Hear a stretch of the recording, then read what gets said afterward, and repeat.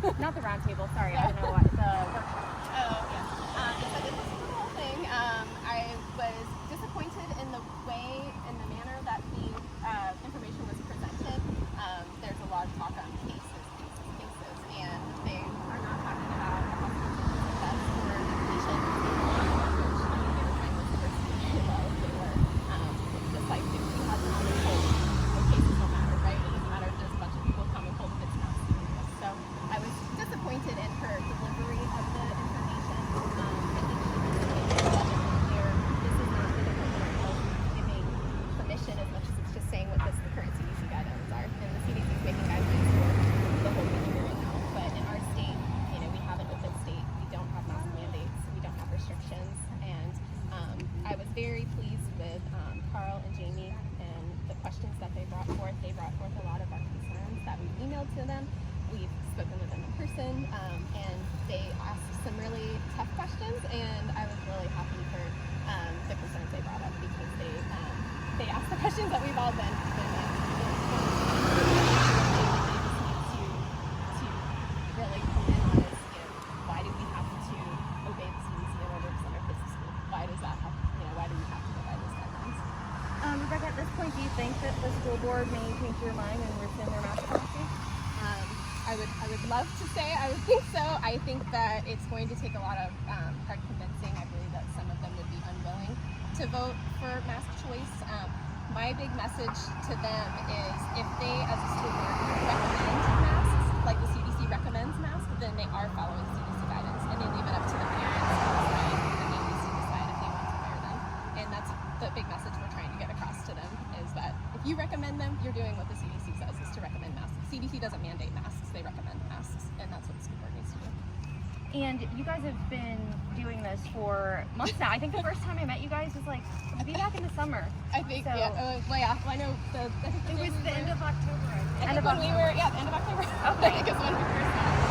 So, saying as things, haven't changed, why do you guys continue to come out? Because this is still, it's a rights for our children. We're out here because of our children. And even if our children weren't in public school, which believe me, it's tempting to take them out of at this point, I would still be out here fighting for children's rights. It is not okay to force a mask on them in order for them to receive their public education. And we will continue to fight for their rights and for parental rights, because it's not up to the school to decide about masks, it's up to the parents and the families. So there's only 2 months of school left, and you said you're hopeful, but you don't think that they're going to change anything. How about next year? I mean, is that what you guys are hoping for? Like, what's your aim at this point? Yeah, I mean, absolutely for next year. No question, I don't think they can continue this any further. And honestly, I think that we would hopefully have some school board support on that for next year. I think people have, even the people that were supportive of it in the beginning, I think have had enough. We've done some petitions online, some surveys, and lots and lots and lots of people are supporting optional. I think we were up to 814 signatures on our petition on change.org so far. So even parents in the beginning that were for it, or even if they want to mask their children, they should still have the right to do that, but it needs to be personal choice. And I think that's what it really comes down to. It shouldn't ever be mandated. It should always be personal choice, and that's what we're advocating for. Was this petition started No, this was something we started just a few weeks ago, and it already has the 814 signatures, so yeah. Yeah. And speaking of, your children, Yes. so your son's going to speak at the school board meeting? Yeah, or? he's planning to speak. Okay, I mean, what are you planning to say? Can you share with me? Just about quarantine and how quarantine just how it just makes no sense. Because one time my friend, we were on quarantine, she tested negative 3 times and she still couldn't go back. And it just makes no sense to me. And tell about what has been said to you at school. And I have gotten complaints about my mask, which is perfectly fine because it fits all the CDC's recommendations. What the teacher that said something to you about the Yeah, I've had teachers that have said that my mask didn't make sense. No, but the thing he said to you about being a safety control. Yeah, I'm safety control, and he said that I should be setting a good example for little ones, and I have.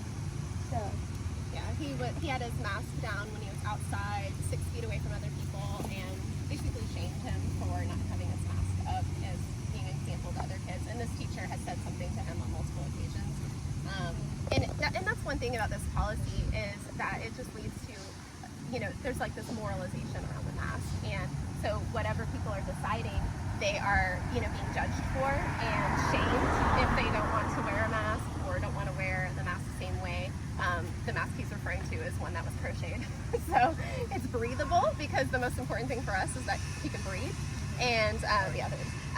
And, he would get, students, other teachers, other staff members saying things to him just completely inappropriate. And that's what this policy does. It allows for people to go out and feel like they have the right to shame or, berate somebody for not wearing a mask the way they would. And it's just a very destructive, environment they're creating with this policy for sure.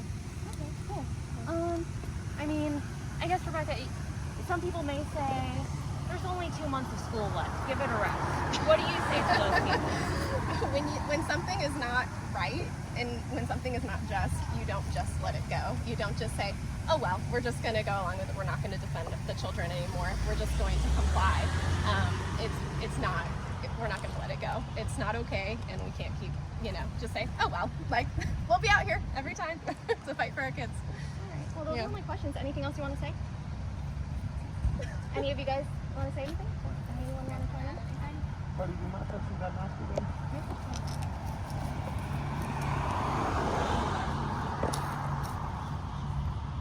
Per their own policy, it has to cover the mouth and the nose, fit snugly around the sides, be made of cloth, breathable fabric, per the CDC, and it fits all the boxes. And my daughter, I sent her with a mask made of like tulle, like tutu tulle, and they had a problem with that, and I said, well, actually, it fits all the boxes. So you get not only this mask policy, but then they're judging on the type of fabric, and they feel like they have the right and ability to all over myself. To say, oh, that's not good enough. It's like makes them judge and jury over even what type of mask you're wearing. So it's and I did actually do a little science project of my own with bacteria on the mask. So just to show, Jamie had mentioned in the meeting about the kids touching the masks with their dirty hands. And I'm not worried about viruses, I'm worried about the bacteria on the masks and what they're holding next to their face all day. So I did my own study with the Petri dishes, and we did some comparison with the toilet seat, my dog, inside and outside of adult and children masks and face shields, and then we have some on there as well. The control I did on the other one, I did saliva, and I did one where we breathed on it real heavy, and those barely grew anything, which is interesting. These are the ones with saliva, and then this is the ones that were breathed on, which actually was just like a heavy, like exhale.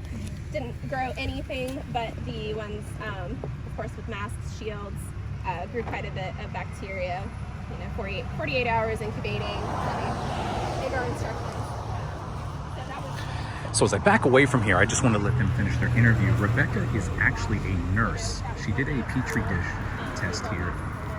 All kinds of different materials, breathing on it, toilet, inside a mask, outside a mask. And that's what she had done there to provide some better scientific evidence that masks are not doing anything better than the stuff that you're touching around you anyway.